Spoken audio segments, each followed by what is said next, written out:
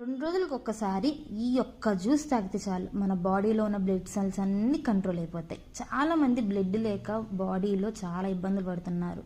అందుకని చెప్పి ఈ మధ్య ఏబీసీ జ్యూస్ అని చాలా ఫేమస్ అయిపోయింది. ఏబీసీ అంటే A for apple, B for beetroot, C for carrot.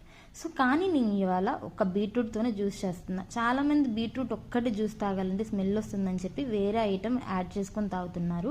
కానీ ఇలా నేను చెప్పే విధంగా చేయండి, అస్సలు స్మెల్లే రాదు, టేస్ట్ కూడా అదిరిపోయే లెవెల్లో ఉంటుంది. ముందుగా ఒక చిన్న సైజు బీట్రూట్ తీసుకొని చక్కగా పీల్ తీసుకొని చిన్న ముక్కలు కట్ చేసి పక్కన పెట్టుకోండి.